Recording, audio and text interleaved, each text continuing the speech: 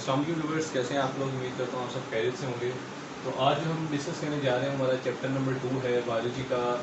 तो उसका टॉपिक 5 हम जो डिस्कस करेंगे वो है वाटर के ऊपर की इंपॉर्टेंस ऑफ वाटर और उसकी जो हीट कैपेसिटीज़ हैं, specific heat capacity, heat of vaporisation, उस लिहाज से इसको हम जो है वो स्टडी करेंगे। तो सबसे पहले तो हम देखते हैं जो वाटर है इसकी बेसिक कॉम्पोजिशन क्या है बॉडी के अंदर। अगर कॉम्पोजिशन की मैं बात करूँ तो 65 to 89% तक वाटर जो है वो डिफरेंट रेंज के अंदर आपकी बॉडी में एग्जिस्ट करता है। अब इसमें कुछ वेरिएशंस हैं, जैसे अगर मैं आपकी बॉडी की बात करूँ, जो आपकी बुक में लिखा हुआ है वो ये लिखा हुआ है कि 85% जो वाटर है वो आपके ब्रेन में होता है, राइट। तो इस वजह से ब्रेन जो है वो बहुत ज़्यादा डेलिकेट होता है। जबकि 20% तक वाटर आपकी जो है वो बोन्स वगैरह में होता है, जिसकी वजह से आपकी बोन्स हैं, इनमें भी जो सेल्स हैं, क्योंकि बोन सेल्स हैं तो उनमें भी जो है वो वाटर होता है। लेकिन ये इन्फॉर्मेशन कितनी हद तक ठीक है और कितनी हद तक नहीं है, ये क्योंकि एक ट्रेंडिंग नॉलेज होता है बायोलॉजी के अंदर और ये कॉन्टिन्यूसली चेंज होता रहता है ड्यू टू सम वेरिएशंस। अब यहाँ पर अगर आप देखें तो एक जो रिसेंट एनालिसिस है उसके अकॉर्डिंग जो आपसे क्वेश्चन पूछे जा सकते हैं, जैसे फॉर एग्जांपल अगर मैं इसी रेंज को लिखूँ कि 65 to 89% अगर मेरे पास वाटर है बॉडी के अंदर, तो इसमें से डिफरेंट रेंज बन जाती हैं। लाइक फॉर एग्जांपल कुछ मेरे पास हैं skin cells, right, skin cells. इसी तरह कुछ मेरे पास हैं जी आपके जो ब्रेन और हार्ट वगैरह के सेल्स, ब्रेन एंड हार्ट। इसी तरह से कुछ आपके पास हैं, जैसे फॉर एग्जांपल मिसाल के तौर पर आपके मसल्स और kidney cells, muscles and kidney cells, muscles and kidney cells, right, brain and heart cells, muscles and kidney cells. अब यहाँ पर अगर आप देखें स्किन सेल्स में, तो स्किन सेल्स में जो वाटर है वो 64% इसकी कंपोजिशन होती है। अगर आप ब्रेन एंड हार्ट सेल्स में देखें तो वो 73% होता है। जबकि अगर आप मसल्स एंड किडनी सेल्स में देखें तो वो तकरीबन 79% की रेंज में होता है, राइट। इसी तरह आपके कुछ लंग्स सेल्स भी हैं, लंग्स के सेल्स, तो इनके अंदर जो वाटर है उसकी कंपोजिशन कितनी है, वो है जी 83%। इसी तरह जैसे आपको पता है कि आपकी बॉडी में ब्लड होता है। अब जो ब्लड है उसमें 55% तो आपका प्लाज्मा है और रिमेनिंग 45% जो है वो आपकी क्या चीज़ है, वो आपके डिफरेंट ब्लड सेल्स हैं, जिसमें आरबीसीज आ जाते हैं, डिफरेंट सेल्स आ जाते हैं। तो ब्लड में जो 55% आपका जो है वो प्लाज्मा है और इस 55% प्लाज्मा के अंदर भी क्या है, 90% जो वो वाटर है, ठीक है। तो ये अब आप देखें, ये आपका डिफरेंट कॉम्पोजिशन आ गई, ये आपकी कॉम्पोजिशन आ गई आपके बुक के लिहाज से, और ये आ गई आपकी इंफॉर्मेशन जो एनएमडी कैट में बहुत इंपॉर्टेंट है उसके लिहाज से। तो मैंने डिफरेंट जो परसेंटेज हैं वो आपके साथ शेयर कर दी, ये आपने परसेंटेज जो है वो याद रखनी है। इसके बाद क्योंकि वाटर जो है वो यूनिवर्सल सॉल्वेंट है और डिफरेंट बायोकेमिकल रिएक्शंस में यूज़ होता है, तो इसको अब आगे इसकी कुछ प्रॉपर्टीज़ हैं उनको हम डिस्कस करेंगे। तो प्रॉपर्टीज़ की तरफ मूव करते हैं। तो प्रॉपर्टीज़ की तरफ जब हम मूव करेंगे तो उसमें सबसे पहली प्रॉपर्टी इसकी जो है वो हीट कैपेसिटी है। ये वाटर जो है उसकी हीट कैपेसिटी या इसकी सॉल्वेंट प्रॉपर्टी जो है वो सबसे पहले देख लेते हैं। तो मैं सबसे पहले तो अगर इसकी सॉल्वेंट प्रॉपर्टी की बात करूँ, सॉल्वेंट प्रॉपर्टी, अब इसकी सॉल्वेंट प्रॉपर्टी क्या है कि वाटर जो है वो एक यूनिवर्सल सॉल्वेंट है, यूनिवर्सल सॉल्वेंट, यानी कि तमाम किस्म के जो बायोकेमिकल रिएक्शंस या केमिकल रिएक्शंस हैं उनके लिए हम जो वाटर है उसको एज ए सॉल्वेंट के तौर पर यूज़ करते हैं। जैसे फॉर एग्जांपल अगर आपने NaCl का सोल्यूशन बनाना है तो उसमें आप वाटर यूज़ करेंगे, ठीक है। कोई भी सोल्यूशन आपने बनाना हो तो उसमें आप वाटर जो है यूज़ करते हैं, लाइक डिस्टिल्ड वाटर होता है, ठीक है। तो वो आप वाटर को यूज़ करते हैं, तो वाटर जो है वो बिहेव करता है एज ए यूनिवर्सल सॉल्वेंट। अब क्योंकि वाटर जो है उसका जो फार्मूला है वो H2O है, जिसमें आपके पास हाइड्रोजन है और ऑक्सीजन है। अब यहाँ पर अगर आप हाइड्रोजन देखें तो हाइड्रोजन जो है ये पॉजिटिव आयन है और ऑक्सीजन जो है वो नेगेटिव आयन है। सो वाटर जो है वो आपका एक पोलर कंपाउंड है, और ये पोलर मॉलिक्यूल्स के साथ ही ज़्यादा बॉन्डिंग जो है वो शो करता है as compared to non polar. अगर मैं कुछ आयनिक सब्सटेंसेस की बात करूँ, जैसे आयनिक सब्सटेंसेस में NaCl, अब जब NaCl को वाटर में डिज़ोल्व करेंगे तो जब जैसे ही ये डिज़ोल्व होगा वाटर के अंदर तो क्या होगा कि NaCl आयंस में कन्वर्ट हो जाएगा और आपके पास Na पॉजिटिव और Cl नेगेटिव आयंस जो वो बन जाएंगे। तो ये तो बिहेवियर हो गया आयंस का कि आयनिक कंपाउंड्स जब भी वाटर में डिज़ोल्व होते हैं तो वो क्या बना देते हैं, वो बना देते हैं आपके पास आयंस, ठीक है। लेकिन जब नॉन आयनिक सब्सटेंसेस डिजोल्व होते हैं तो वो डिस्पर्स हो जाते हैं, वो आयंस नहीं बनाते। ये इसकी एक बहुत इंपॉर्टेंट जो है वो प्रॉपर्टी है। इसके अलावा इसकी जो सॉल्वेंट प्रॉपर्टी है उसमें एक और चीज़ भी बहुत ज़्यादा इंपॉर्टेंट है कि अगर आप देखें आपकी बॉडी में बायोकेमिकल रिएक्शंस होते हैं, बायोकेमिकल रिएक्शंस। अब ये जितने भी बायोकेमिकल रिएक्शंस हैं इनमें जो चीज़ यूज़ हो रही है वो आपका वाटर ही यूज़ हो रहा है, जो कि यूनिवर्सल सॉल्वेंट के तौर पर परफॉर्म होगा। अब बायोकेमिकल रिएक्शंस कहाँ पे हो रहे हैं? आपके लिवर में हो रहे हैं, आपके ब्रेन में हो रहे हैं, ठीक है, आपके इवन किडनीज वगैरह में ये सारे हो रहे हैं। डिफरेंट लोकेशंस हैं जहाँ पर बायोकेमिकल रिएक्शन जो वो परफॉर्म हो रहे हैं और ये इसकी सॉल्वेंट प्रॉपर्टी ही है। इसके अलावा जो ऑयल्स वगैरह की अगर आप बात करें, ऑयल्स या फैट्स वगैरह की, तो ऑयल्स और फैट्स जो हैं वो वाटर के अंदर जो है वो डिज़ोल्व नहीं होते। ये वाटर के अंदर डिज़ोल्व नहीं होते। ये वाटर के अंदर डिज़ोल्व क्यों नहीं होते? क्योंकि ये जो है ये नॉन पोलर मॉलिक्यूल्स हैं, नॉन पोलर। तो नॉन पोलर की पोलर के साथ इंटरेक्शन जो है वो मुश्किल होती है। पोलर के साथ पोलर कंपाउंड्स ही अट्रैक्ट कर सकते हैं। जैसे वाटर जो है वो पोलर सॉल्वेंट है, इसी तरह जैसे अगर आप अल्कोहल की बात कर लें, अल्कोहल है या इथानॉल हो गया, तो ये जो अल्कोहल और इथानॉल है ये भी क्या है, आपके पास पोलर मॉलिक्यूल है। तो यही जो है वाटर के अंदर डिजोल्व हो सकते हैं, ना कि नॉन पोलर। अब नॉन पोलर में ये आपको मैंने बता दिया ऑयल्स और फैट्स वगैरह। पोलर में आपके पास अल्कोहल है, इथानॉल है और साथ में वाटर है, तो इनकी इंट्रैक्शन हो सकती है, जबकि नॉन पोलर के साथ उनकी इंट्रैक्शन पॉसिबल नहीं है। इसके बाद हम मूव करते हैं हीट कैपेसिटी के ऊपर।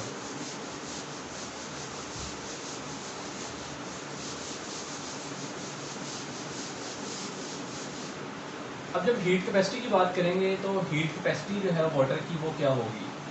Heat capacity of water. अब हीट कैपेसिटी जो होगी वाटर की वो ये है कि वाटर जो है उसका टेम्परेचर राइज करने के लिए आपको कितनी हीट जो है वो रिक्वायर होगी। मतलब ये कि अगर आपके पास वाटर का टेम्परेचर है 15 डिग्री सेल्सियस और 15 डिग्री सेल्सियस से राइज करके आपने लेके जाना है इसको 16 डिग्री सेल्सियस पे, तो यहाँ से यहाँ तक लाने के लिए कितनी अमाउंट ऑफ एनर्जी जो है वो आपको रिक्वायर होगी, और वो रिक्वायर होगी आपको कैलोरीज़ के अंदर। कैलोरीज़ के अंदर तो कैलोरीज़ के अंदर जो एनर्जी आप यूज़ करेंगे उसको हम कहेंगे हीट कैपेसिटी। और जो स्पेसिफिक हीट कैपेसिटी है वाटर की वो तकरीबन होती है 4.19 आपकी जो है वो किलो जाउल्स में होती है, ठीक है। और इसको हम पर केजी लेते हैं अकॉर्डिंग टू डिग्री सेल्सियस, ठीक है जी।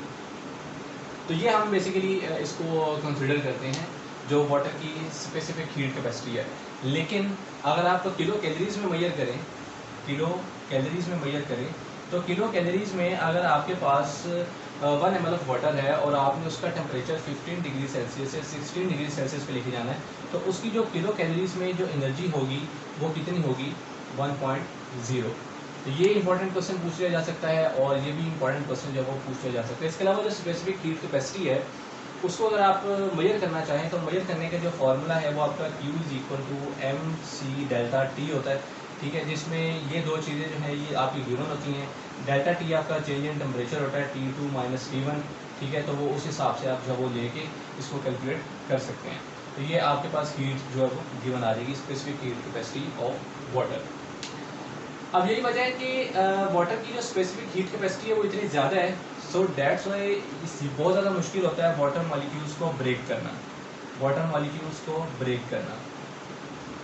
यानी कि अगर आप चाहें कि वाटर मॉलिक्यूल को ब्रेक करें तो वो बहुत ज़्यादा मुश्किल होता है। उसकी वजह ये है कि वाटर जो है अगर उसका स्ट्रक्चर की बात करें तो उसका स्ट्रक्चर जो है वो कुछ यूँ है, जिसमें आप देख रहे हैं कि हाइड्रोजन ऑक्सीजन और हाइड्रोजन ऑक्सीजन के आपस में बॉन्डिंग है, और ये बॉन्डिंग बेसिकली हाइड्रोजन बॉन्डिंग है और इसको कोवलेंट बॉन्ड भी कह सकते हैं, ठीक है।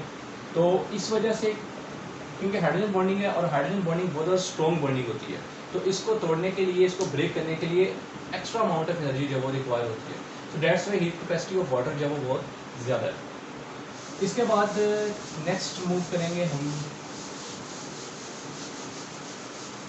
हीट ऑफ वेपोराइजेशन पे। हीट ऑफ वेपोराइजेशन की जब बात करेंगे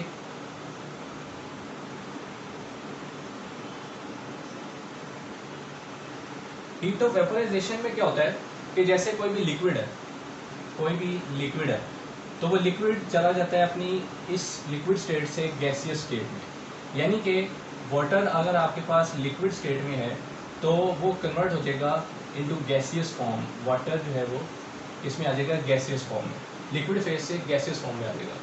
तो वाटर को लिक्विड फेज से गैसियस फॉर्म में लाने के लिए जो एनर्जी रिक्वायर होगी वो आपकी बेसिकली होगी हीट ऑफ वेपराइजेशन। अब इसमें अगर आप देखें कि हमारे पास अगर 1 लीटर ऑफ वाटर है, 1 लीटर ऑफ वाटर, अब 1 लीटर ऑफ वाटर में आपके पास टोटल जो है वो 1000 ml होंगे उसके, ठीक है। अब इसकी जो हीट ऑफ वेपराइजेशन है वाटर की वो तकरीबन है 574 किलो कैलोरीज पर केजी, ठीक है। तो ये इसकी हीट ऑफ वेपराइजेशन है पर किलोग्राम के लिहाज से। लेकिन अगर आप 1 ग्राम की चेक करना चाहें तो 1 ग्राम के लिहाज से आप देखेंगे कि वो होगी 574 है, तो इसको आप डिवाइड करते हैं 1000 पे, क्योंकि 574 किलो का मतलब ये है कि 574,000 कैलोरीज पर केजी। ये इस फॉर्म में भी आपसे पूछ लिया जा सकता है, ये इस फॉर्म में भी आपसे ही पूछ लिया जा सकता है। तो इतनी कैलोरीज जो हैं वो रिक्वायर होंगी 1 kg ऑफ वाटर के लिए। अब अगर आपसे पूछा जाए कि आपने 1 ग्राम के लिए निकालनी है तो आप इसको 1000 पे डिवाइड करेंगे तो आपकी जो वो 1 ग्राम के लिए आ जाएगी। तो यहाँ पर बात कर रहे थे कि अगर आपके पास 1 लीटर ऑफ वाटर है तो उसमें 1000 ml होंगे उसके। अब मैं ये चाहता हूँ कि मैं इसमें से 2 ml जो हैं उसको इवेपोरेट करवा दूँ। इसको क्या करूँ, इवेपोरेट करवा दूँ। जब मैं इसको 2 ml को इवेपोरेट करवाऊँगा तो रिमेनिंग मेरे पास बचेगा 998 ml। और याद रखें हर 2 ml ऑफ वाटर जब वो इवेपोरेट होगा तो वाटर का जो टेम्परेचर है वो 1 डिग्री सेल्सियस के लिहाज से डिक्रीज हो जाएगा। लाइक फॉर एग्जांपल अगर वाटर का टेम्परेचर जो है वो किसी टाइम पे पड़ा हुआ है आपके पास 62 डिग्री सेल्सियस फॉर एग्जांपल, तो जब वो इवेपोरेट होगा, ये अगर मैं बात करूँ 1000 ml के लिए, तो इसमें से 2 ml जो है वो इवेपोरेट हो गया, रिमेनिंग आपको बच गया 998 ml। तो 998 ml में जो फिर जो टेम्परेचर बचेगा वो 61 डिग्री सेल्सियस बच जाएगा। यानी कि हर 1000 ml में से जैसे ही 2 ml इवेपोरेट होगा तो 1 डिग्री सेल्सियस टेम्परेचर जो है वो डिक्रीज हो जाएगा। तो इस प्रोसेस को हम 2 तरह की कंडीशन में यूज़ करते हैं। जैसे फॉर एग्जांपल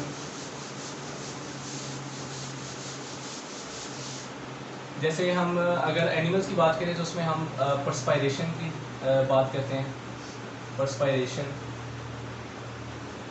एनिमल्स वगैरह जो इनको पसीना आता है, और प्लांट्स जो हैं उनमें ट्रांसपायरेशन देखते हैं। ट्रांसपायरेशन ये 2 प्रोसेस होते हैं जो कि परफॉर्म होते हैं heat of vaporisation of water की वजह से।